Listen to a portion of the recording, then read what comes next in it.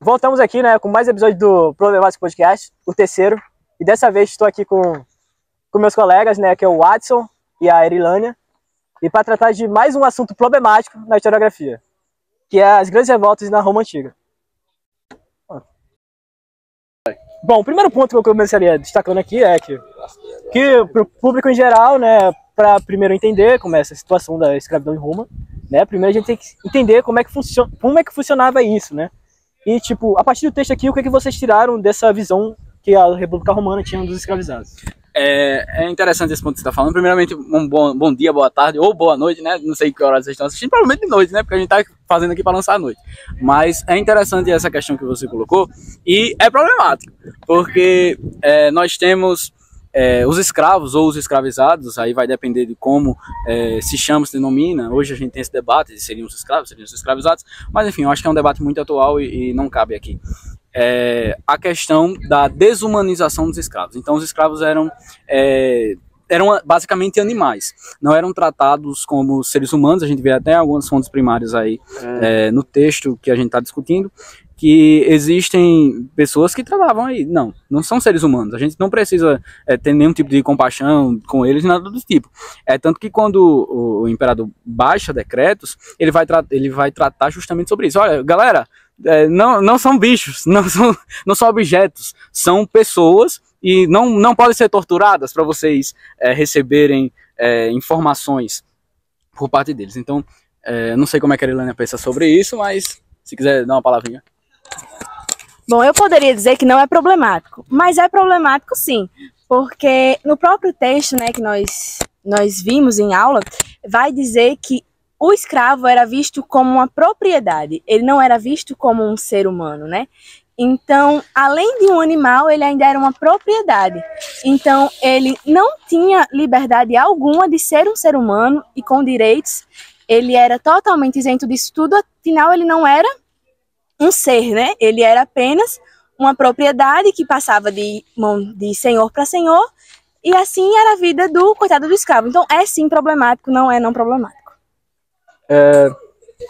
Tendo em vista, né, esses fatores, né, sobre a visão romana, né, dos escravizados, né, realmente é uma situação muito problemática para eles, né.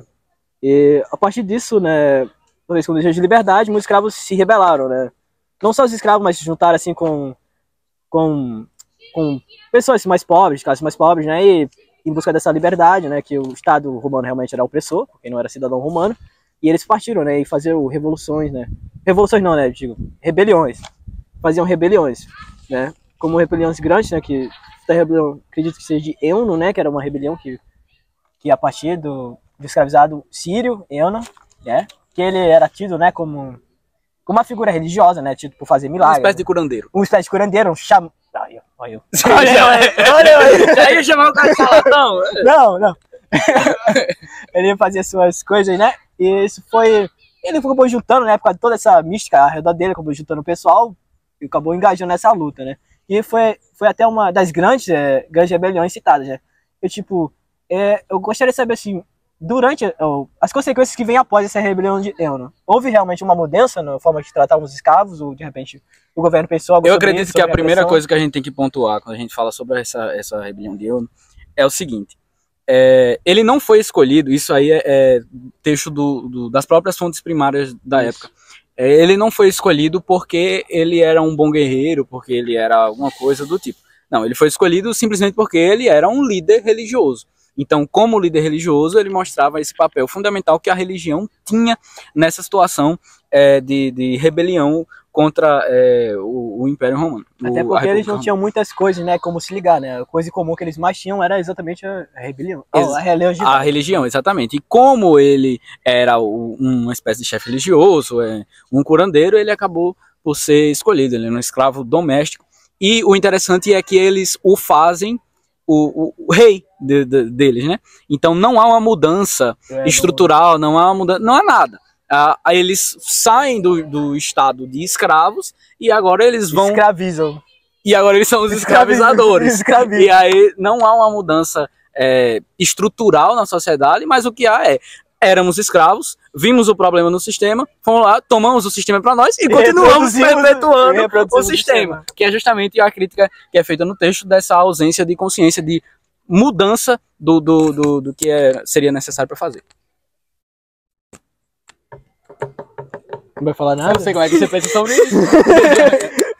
Eu não pensei em nada agora, calma. A gente pode falar pra outra aqui já. Mas você fugiu da pergunta, né? Não fugi, não. Peraí. Você fugiu sim, não foi respondido. Você fugiu. Peraí. Sim. Essa foi uma acusação grave. Qual foi a pergunta? Voltando, a gente vai cortar essa parte. Voltando a essa questão. Não, vai. Voltando a essa questão da. Que eu entendi, né? A religião realmente desempenhou um papel importante nas rebeliões e tudo mais. Mas eu gostaria de saber assim, após a religião, quais foram as consequências após a rebelião, quais foram as consequências dessa rebelião? Não, mas foi exatamente o que eu falei. A questão Não, como é que o governo romano, como é que a República Romana lidou com isso? Ah, sim. Entendeu? Agora eu Entendeu? Como é que a República Romana lidou com isso? Pronto. Ponto muito importante que eu não vou saber responder. Não sei se é a resposta correta, certo? Não sei se é a resposta que você gostaria. Mas após as revoltas, né? Houve mais controle por parte dos romanos. Houve mais controle por parte da população escravista, né? Eles viram que os escravos estavam rebeldes e disseram: temos duas opções, ou a gente tira eles ou a gente amarra mais eles. E a segunda opção foi mais acatada, né? Eles aumentaram a forma de escravização em questão de... Como é que eu posso dizer aqui agora? Repressão. Repressão, isso. Repressão é a palavra que eu tava procurando. Eu discordo. Eu respondi sua pergunta? Discordo. Mas aqui tá, ó, deveria ser mantido e sofrer alguns ajustes. Os populares deveriam receber mais atenção a seus aclamados. Já é a política imperial de uma palavra que eu não sei falar, os escravos deveriam ser mais controlados, cercados em seus movimentos, de modo a evitar revoltas. Mas, por outro lado, a sonha de seus senhores deveria ser coibida pelo Estado. Entendeu? Enfim, repressão e controle. Além da repressão, houve também uma flexibilização, entendeu? Esse regime. Como que existe repressão e flexibilização no mesmo contexto? Eu acho que eu tô confundindo as coisas. Eu também tô achando. É problemático. É problemático. Tô pedindo esse texto agora. Bom, falamos agora sobre a rebelião de Euno, né? E também destacar também outra rebelião muito grande, que foi a rebelião do Espartaco, né? A rebelião do Espartaco. Espartaco. Deixa eu só te interromper. Eu acho que é necessário falar uma coisa sobre essa questão. Isso é interessante, isso que a gente falou anteriormente acerca da repressão do Estado quando começaram a acontecer essas rebeliões, que é um padrão que se repete na história humana por muitas vezes. Então, quando há esse tipo de coisa, a gente é quase como a lei da física, né? Para toda ação tem uma reação. Então, quando a gente para notar como são os padrões das coisas que acontecem, a gente vê que toda vez que há uma revolução, uma rebelião, algo do tipo, há uma repressão estatal. Sempre há uma repressão estatal para toda revolução que acontece. É assim, não que eu seja revolucionário, porque eu não sou, mas é um padrão bem interessante de ser identificado. Eu acho que você pode continuar falando. Bom, tendo visto, né, a Revolução de Euno e suas consequências, né? Além de Euno, né, eu não teria esperado, né, essas rebeliões teriam se espalhado como uma febre, né, pelo regime romano, pelo Império Romano. E uma das grandes rebeliões, né, que são sempre citadas, é a rebelião de Espartaco, né, onde o Espartaco ele liderou, né, um exército rebelioso, não sei como se falar, um exército revoltoso, e realizou uma grande rebelião. Aí eu queria de vocês que vocês pudessem me apontar as diferenças significativas entre a rebelião de Euno e a rebelião de Espartaco. Bom, a rebelião de Euno, ela foi uma rebelião simplesmente de não transferência, mas de mudança de lideranças. Isso. Então, a gente tinha ali o que a gente pode denominar como a elite de Roma, e com a revolução, ou com a rebelião, seria o termo mais correto, com a rebelião, os que estavam na rebelião junto com Euno, eles passam a ser a elite. Então há uma troca não de papéis, mas uma troca de atores para o mesmo personagem, se a gente pode dizer assim. Já nessa segunda rebelião, a gente já tem algo mais de igualdade. Até no texto fala assim: os saques e a divisão igualitária dos mesmos explicavam a adesão de camponeses livre e do crescimento rápido no número de revoltosos. O igualitarismo presente em Espartaco possivelmente exerceu grande influência na sua consolidação como a principal liderança do exército rebelde, sendo mais um aspecto de sua extraordinária capacidade como organizador. Então a gente tem aqui meio que uma mudança estrutural após a rebelião. Então acho que a diferença principal é a diferença da mudança de estrutura. Você não tem mais uma mudança de atores para o mesmo personagem, você tem uma mudança fundamentalmente uma mudança de papéis. Então não são mais os mesmos personagens interpretados por outros atores. Seriam outros personagens interpretados por outros atores com papéis totalmente diferentes. É isso aí. É isso aí. Concordo totalmente. Bom, sobre essas rebeliões, né? Por exemplo, a rebelião, por exemplo, acontecia uma rebelião em um canto, acontecia uma rebelião em outro, não era isso? E por que essa rebelião não se juntou em algum momento? Por que não houve essa junção dos revoltosos em uma forma maior, uma cadência que pudesse meio que desestabilizar de forma significativa o Império Romano?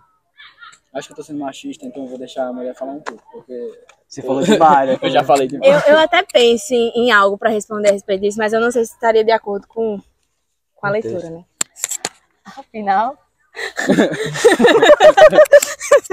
É problemático. Mas pode responder aí. Ele vai cortar, pode responder. Temos 12 minutos, ok, entendi, vai. Mas vai cortar um bocado de coisa aí. Não necessariamente. Vai. Vai estar em preto e branco só. Falar. Repete a pergunta, por favor, que eu já esqueci. Eu posso falar de acordo com... Você quer que eu comente primeiro? Eu queria que você comentasse primeiro, só pra saber se tá de acordo com... Então, se o que eu penso tá de acordo Tá de acordo comigo. Se o que eu penso tá escrito. Não, mas nessa hora eu não tava falando pra câmera não, pessoal. Vamos lá. Só repete o finalzinho da pergunta, não, por favor. Vou repetir. Sim, lembrei.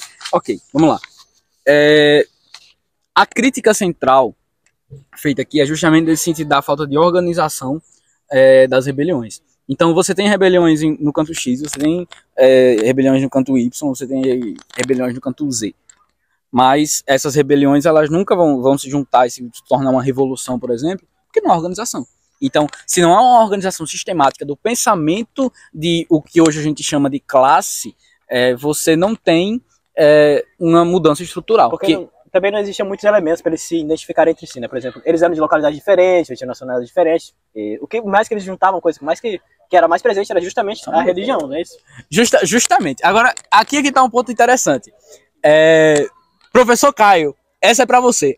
Etnicidade, que é justamente essa questão da identificação. Se você não se identifica com um grupo, você não sente necessidade de pertencer a ele. Você não mobiliza. Se você não sente necessidade de pertencer, você não sente necessidade de mobilizar. Se você não mobiliza, você não tem organização. Se você não tem organização, você não tem união. Se você não tem união, você não faz nada. Então, o ponto central é justamente todo esse. Se não tem uma conversa, se não tem uma organização sistemática do pensamento, não tem uma relação. E se não tem relação, não tem o que eles fazem juntos. Não tem o que eles fazerem juntos. Não tem um inimigo em comum, né? Não tem um inimigo em comum, não tem nada. E aí são coisas que surgiram pós esses acontecimentos, que se essas pessoas tivessem o mesmo conhecimento que a gente tem hoje, talvez a história fosse outra. Mas aí a gente não trabalha com si, porque se vaca voar, se chovia leite, né? É verdade. Piadista, é engraçado. Mas o ponto que eu tava pensando era exatamente esse. O quão difícil seria para os escravos, que é um grupo... como é que eu posso dizer? Que é um grupo limitado ao senhorio que ele vive, que ele não tem a visão ampla do mundo. O quão difícil seria para eles se identificar com outros povos, sendo que eles não tinham acesso aos outros povos, não tinham acesso aos outros ambientes em que haviam outros escravos que eles podiam se organizar e se rebelar, entende? Então, será que poderia existir uma organização deles todos se não existia entre eles um conhecimento entre eles de grupos, entendeu? Será que poderia existir uma rebelião sem conhecimento do que eles estavam se rebelando e com quem eles estavam se rebelando? Tá compreendendo? Será que? Mas será? Será? Mas será? Será? Nunca saberemos. Bom, Porque não foi. é porque não foi, né? De será e será. E o que será, será. Bom, eu acho que não tem muita coisa a acrescentar sobre essa questão das rebeliões.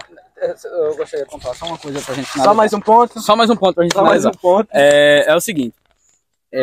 Algo central da gente entender é justamente essa questão da desumanização da pessoa do escravo. Isso. Por quê? Porque é algo que aconteceu aqui, mas que continuou acontecendo ao decorrer da história da humanidade. Todas as vezes, sem exceção, que um tipo de pessoa, uma classe, uma raça, uma etnia, ou qualquer outra coisa, queria subjugar a outra, ou subjugar alguém, o que eles faziam é desumanizar. Então, a gente pode fazer isso, a gente pode destratar, a gente pode torturar, a gente pode matar. Por quê? Porque não é gente. Objeto, né? Se não é gente, a gente pode fazer o que a gente quiser. Se é animal, a gente trata como animal. Se é objeto, a gente trata como objeto. Se é lixo, a gente trata como lixo. Então, se não é gente, a gente pode escravizar, a gente pode subjugar, a gente pode fazer o que a gente quiser. Agora sim, antes que eu vire aqui um revolucionário, porque eu não sou, estou me segurando, não sei, esses textos. A chama está acesa. Esses textos, talvez o professor Max esteja correto e eu não seja tão quanto eu penso. Mas enfim, é interessante a gente ver esses padrões. Onde é que esses padrões aconteceram? Em absolutamente todos os lugares onde houve escravidão. Onde é que esse padrão aconteceu? No nazismo. Aí, ó. Pro professor Caio, que gosta que nada depende das coisas. Não, depende. Aí a gente vai ver. O nazismo, por exemplo. Por que ocorreu? Por que a gente fez? Exatamente por causa disso. A gente não, porque os alemães fizeram. A gente não. Por que ocorreu o nazismo na Alemanha? Porque judeu não era gente, judeu era bicho, judeu era animal. E se animal, se é bicho, se é lixo, a gente trata como lixo, a gente faz o que a gente quiser, a gente escraviza, a gente coloca no campo de concentração, a gente queima, a gente mata. Então, todas as vezes que há uma espécie de desumanização de alguém, pode ter certeza que está acontecendo alguma coisa, e aqui eu trato nesses termos, até mesmo demoníaca. Eu acho que é isso, a gente pode encerrar já. A gente já pode encerrar. Eu não tenho mais nada a acrescentar, acho que foi E será? tudo aquilo que é pensado entre nós. Eu me senti muito revolucionário nesse podcast. Então, pessoal, É isto. esse foi mais um episódio problemático do Problemático Podcast. Por muito menos do que eu falei, a gente já tinha sido preso na ditadura militar aqui no Brasil. Ainda bem que esses tempos acabaram, tentaram voltar, né? Mas acabou, por enquanto. Mas vamos estar aqui continuando com o nosso Problemático Podcast até quando der, até quando a censura permitir. E é isso, até o próximo episódio. Errei, fui moleque. Eu queria fazer uma retratação aqui com vocês, porque acabei falando alguma coisa que não era verídica. Até o nosso host aqui tentou fazer com que eu fosse um pouco mais consciente, minha colega que aqui também fôssemos mais conscientes, mas não aconteceu. Então eu gostaria de fazer essa retratação aqui. De acordo com a fonte desse livro aqui, que são basicamente fontes primárias, sem texto de história antiga, do Jaime Pinsky, a gente tem aqui um texto justamente a respeito dos escravos após as rebeliões que ocorreram, que é justamente que há uma mudança no tratamento dos escravos, que no caso eu vou ler aqui para vocês agora, para não correr o risco de falar nenhuma outra besteira. Os escravos devem estar submetidos ao poder de seus amos. Esta espécie de domínio já é consagrada no direito dos povos, pois podemos observar que, de um modo geral, em todos os povos, o amo tem sobre os escravos poder de vida e morte, e tudo aquilo que se adquire por intermédio do escravo pertence ao amo. Mas hoje em dia não é permitido, nem aos cidadãos romanos, nem a nenhum dos que se acham sob o império do povo romano, castigar excessivamente e sem motivo os escravos. Então há uma mudança, sim, na relação dos seus escravos e dos seus amos no Império Romano após as rebeliões que ocorreram, e fica aqui a nossa retratação e a errata ao nosso erro fatídico que acabamos cometendo no decorrer do podcast. Muito obrigado e continue aí com seus afazeres.